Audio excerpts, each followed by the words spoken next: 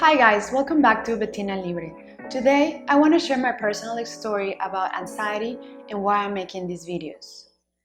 In 2017, I had a massive mental breakdown that made me realize that mental health is a priority.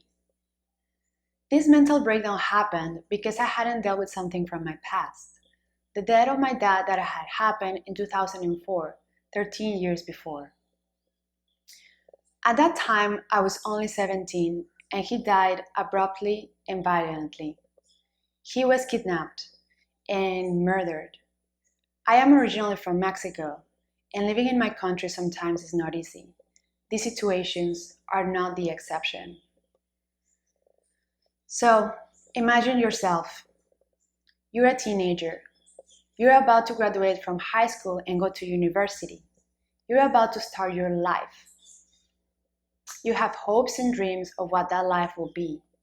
In my case, I wanted to be an architect. But suddenly, all those dreams get shattered by your father's death.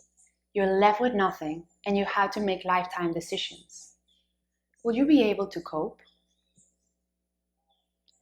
At that moment, I couldn't mourn my dad's passing away. Him dying meant that I was not going to go to university. My parents got divorced when I was 3, and my dad was an absent dad. The role that he took in my life was him paying for my education only. So I didn't know what to do. I felt that somebody had pulled the rug from below me. Nobody plans for the death of their dad, and especially at that age. The only thought that I had was what is going to happen to me and to my family. Luckily, I got an excellent scholarship from my high school that they granted to the best student in the class. I have always liked learning, and most of my schooling I got good grades.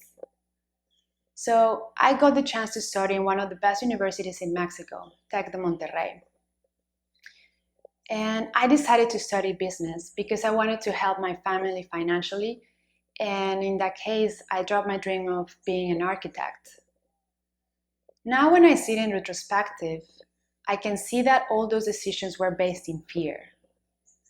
I wanted to protect myself. The death of my dad meant to me that I had no safety net anymore. There was no space for mistakes. I only had one chance, one opportunity. I had to pull through and had excellent grades in one of the toughest periods of my life. It was very hard. I was so depressed and anxious. But I didn't tell anybody because I didn't know. I was never officially diagnosed with depression and anxiety, and at the time, I didn't know how to have conversations about mental health. Voicing that you were experiencing depression and anxiety at that moment was seen as being weak or lazy. So I felt very lonely. I also felt cheated by life. My dad was dead, and I felt I didn't have any support from my friends and family. They seemed that they didn't understand what I was going through. And on top of that, I had already so many responsibilities at the age of 17 with myself, with my family, and also financially. It seemed that my mental health and well-being didn't matter. I had to put my head down, bottle up my feelings, and try to continue with my life as best as I could.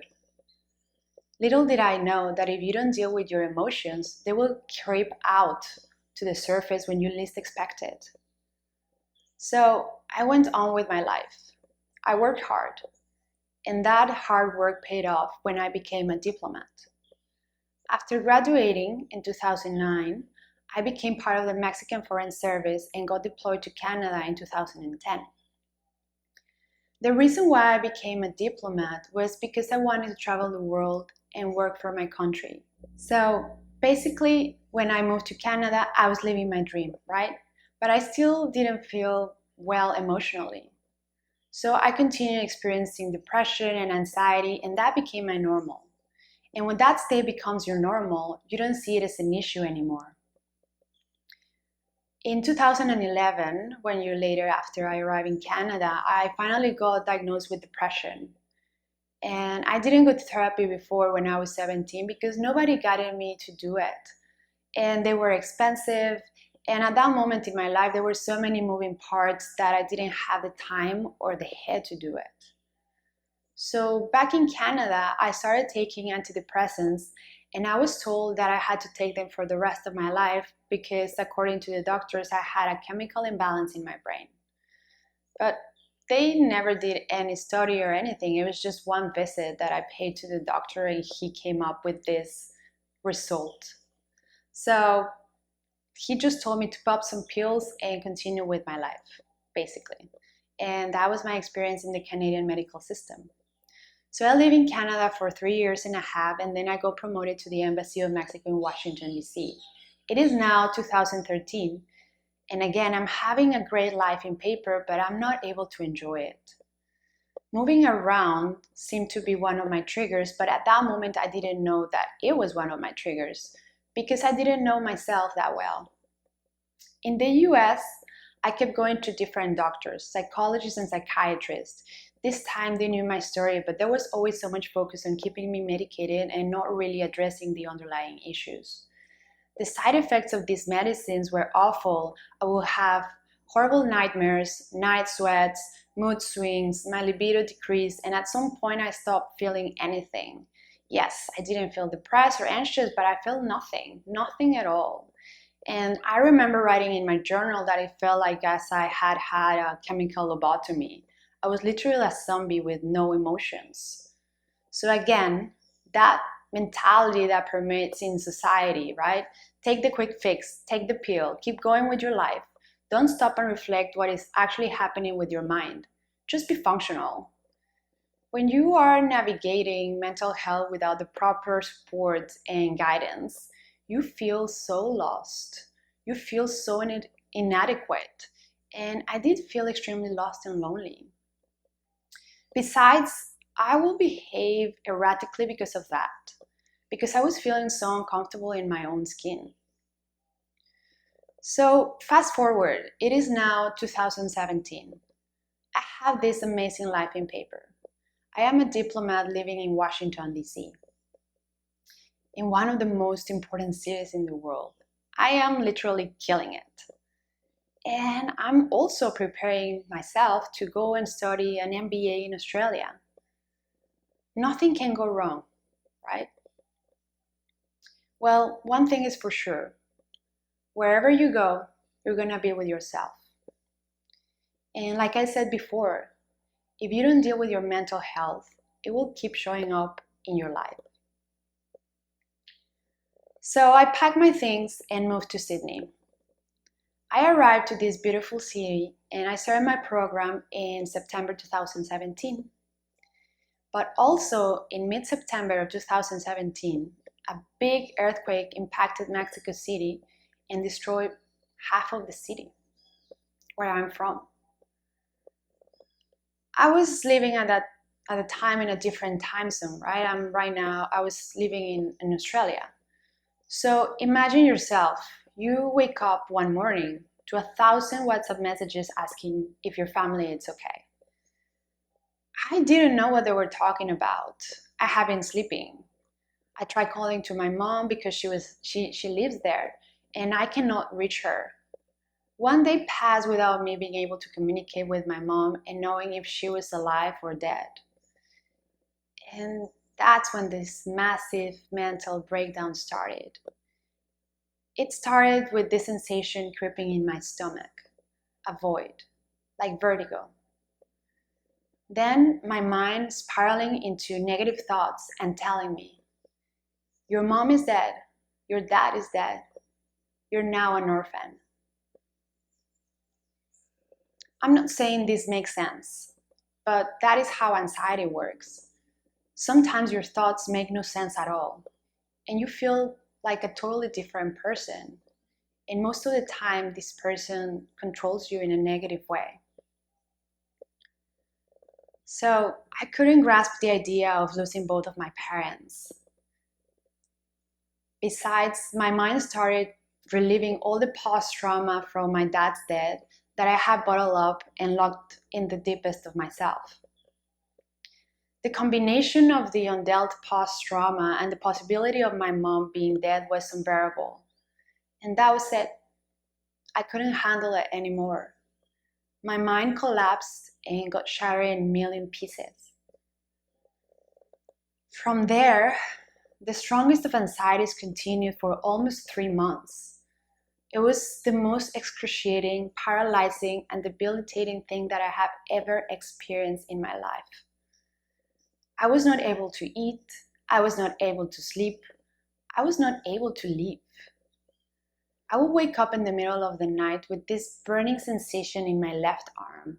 And that was just like the type of sensations, physical sensations that you get with anxiety. And I was not able to do even the most simple things like showering, cooking, even going to the supermarket seemed like a gigantic task that I couldn't do.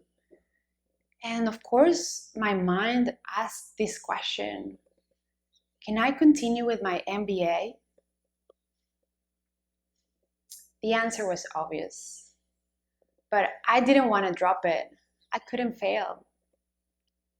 I had put so much effort on it. I had put so much effort to get there. There was so much conflict inside of me. All my life experiences had conditioned me to keep going, to pull through. I had worked so hard for this dream, and now I had to quit it.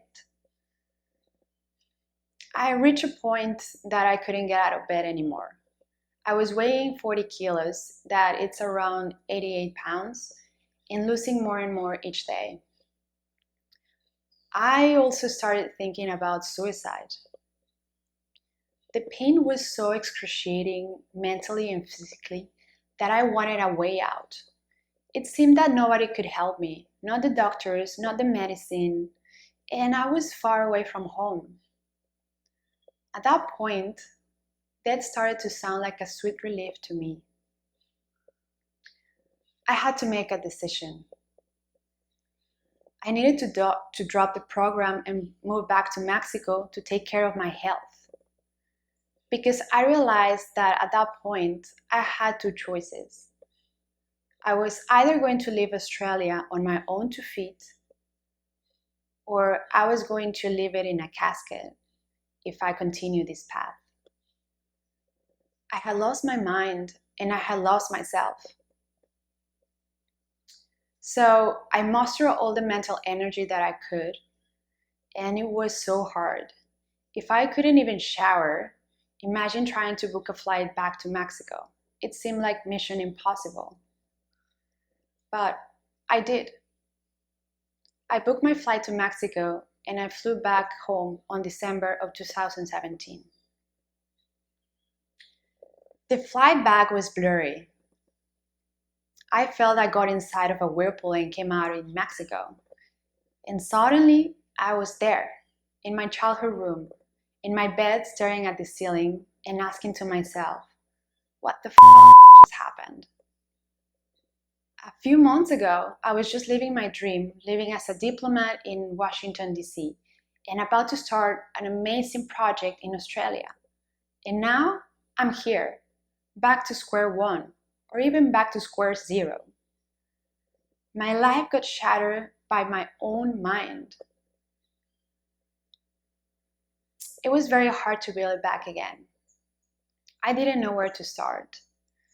I was not working. I was not pursuing the MBA anymore because I couldn't. So now what? The realization came slowly but surely. I needed to take care of myself. I needed to take care of my health. I needed to take care of my mental health and see it as a priority. So I did. In 2018, I started going to therapy every week with a great woman. I discussed with her everything about my life, including my early childhood.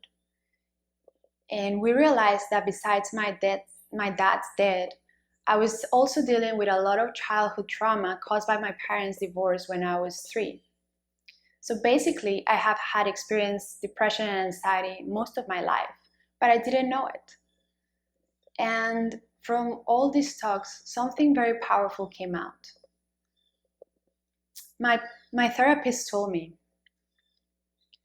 Bettina, look at everything you have accomplished so far while experiencing anxiety and depression.